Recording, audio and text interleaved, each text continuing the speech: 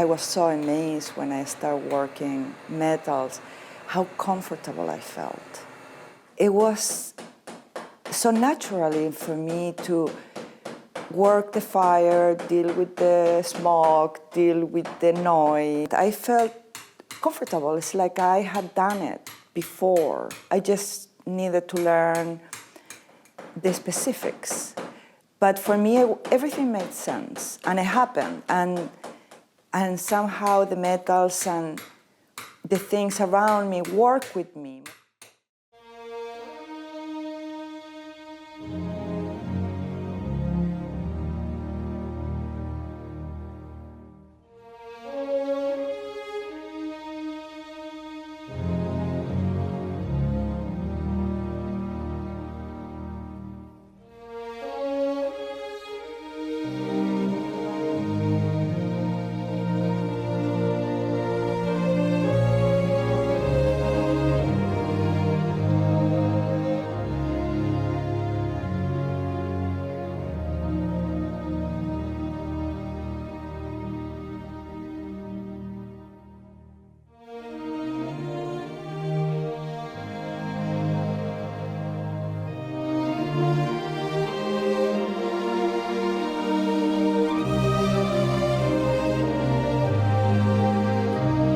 I have always had a sense of being, the whole world is mine. From little I had that sense. The sea, the stones, the trees. So I always felt that. Then somehow I had a relationship with nature. You know, nature it gives me a lot of inspiration. I don't pretend to copy it. Just trying to express it and talk about it. I like a lot of florals and the texturing and like that organic, how things one leads to another. Nature is a great inspiration for me. So, for example, that lushness, that you see a big fruit and it's not just a round and that specific characteristic is a feeling that it has. It's telling you more than the symmetric and those other values. It tells you about the lushness, the smell, the summer, all what made her be that beautiful thing that is speaking to you. So I want to do that. Somehow I always want to do that. And working at least Kommer, I go into that in that very, in a gentle way, because it is a lot of tapping and moving slowly. The first time stops for me.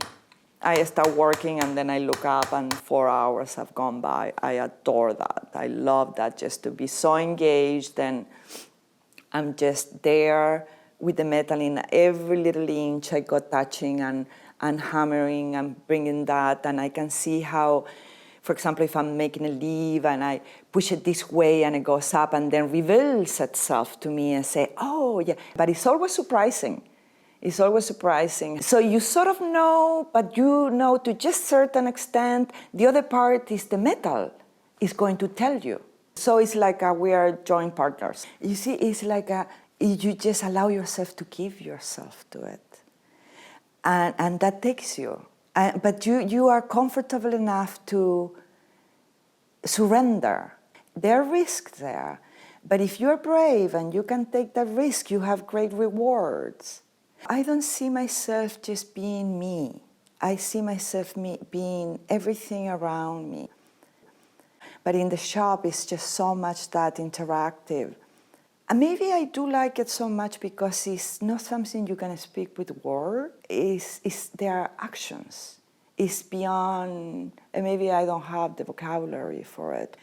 But I think that's what charms me. It's like being charmed. And allow yourself to be charmed and go with it. And the metals is kind to me. It talks to me, allows me to play with it. You say every artist you had interviewed had talked about this, either dance or zone or a place where time stops. I call it time stopping. Although honestly, I think is that ability of you give yourself up. We live in a world where you have always holding to yourself. And because somehow we want to be a tower or we want to be something solid. And we, that's part of our nature, but our nature also is this esoteric thing. It can't even speak so much of it, but it's that fluid, the interaction. You see, it's this always coming to reality in a way. And I think it's that reality where you aren't just one thing. You are metal, you are flower, you are earth, you are sun, you are bird, you are everything. And when you can be in that place because you surrender, you get that gift. You have that blessed moment where time stops. And maybe you're just part of that cycle. It's that freedom that we seek by all these different means and ways. It's just simply there. It's just, we just step on it. And we in our studios, we step on it. You see, we just stand ourselves there and we give ourselves to the elements.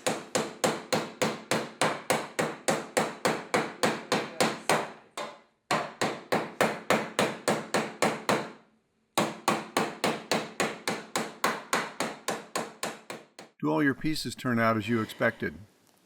Many times, yeah. Actually, it's amazing because if you really work it well, like in the design and spend a lot of time in all the calculations, you have a better chance to do that. But I like to leave a space for myself. So I do that. I have a very sort of a natural, a very close idea. But I like to be surprised. I do like it. And I do like to be able to take something that it offers me at the moment. And if maybe it wasn't in the plans, but it was a gift. I like to be able to take it as that, as a gift and go with it. But for my work, I like the feeling of growth. And I guess that's the place where it comes. If I don't allow myself to take those gifts, I'm not learning anything. The best thing for me, and also those things, you see, I didn't know what I wanted to take the most advantage of in the shop.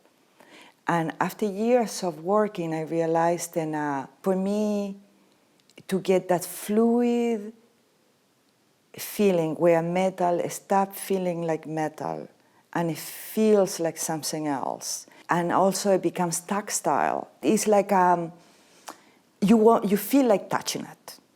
You see, with my work, that's for me is the best. It's the piece that makes me want to touch it. Because somehow my skin wants to be next to that skin. It becomes like skin, and also because all the tapping creates these little divs, very tiny. It's very similar to the skin of, if you look at close to the skin, has the same little texture because I have been tapping from one side to the other. And I often laugh or joke that the more I touch it, the more humane it becomes. I find your work provocative. It makes me think. I love that because that means then I touch you. You see, I like that. Honestly, I wonder if without me knowing, I want to touch the world somehow. I wonder if that's what's all behind. Many times we do things without really knowing exactly why we do them or why we are meant to. My husband, when he learned how to read palms, I have a destiny line, and he always say, oh yeah, because you have a destiny line. And maybe that's what it is. You're destined, and then through doing, you go discovering what's your right place. And everything has its right place. Or it can be made comfortable in the right place if things get moved around. And it's just a question of moving things around. And in our life, it's like that too. We all have an optimum.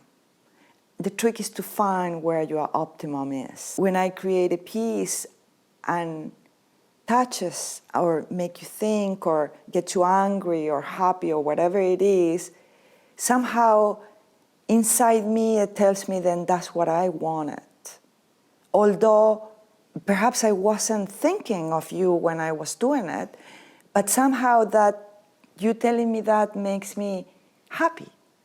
Since one of our hopes for this project is to help you tell your story for future generations, what would you want to say to your grandchildren or your great-grandchildren? I say just be happy. You know, happiness is not something that you go for it to find someplace. Happiness is right here with us.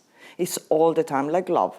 Love is not big or small or this or that or far away or close. It just is. So it's for us to make it so. Same with everything else, with happiness and with sadness too. Sadness lives with us. So it's for us to either we reach for it, to it, or not. Or what we do with it. It's all what we do with it. It's the same thing with the metal. A metal is a piece of metal, but until you give yourself to it, it will transform it. And that act also, that metal has the power to transform me. Yes. Wait, how do you do it? I can't. How do you do it? Like, if you want to do it. Yes, you have to find a sandbag and put it there so it will hold your piece in place. You are very generous with your talents, teaching children about art and about working with copper. I do have a feeling of wanting to give because so much has been gifted to me. You know, it's a weird thing, it's sort of very personal, but to do this movie, it made me think of that, and I asked myself, what makes me do this, other than perhaps this natural thing that perhaps comes in the genes, who knows, but it underline everything. I feel very grateful. I'm grateful for many, many things, everything. And it's something that I can give back. You know, it's just life is so wonderful, so full of mysteries. And, you know, I feel like I have to do my part. Honestly, I wonder if, without me knowing, I want to touch the world somehow.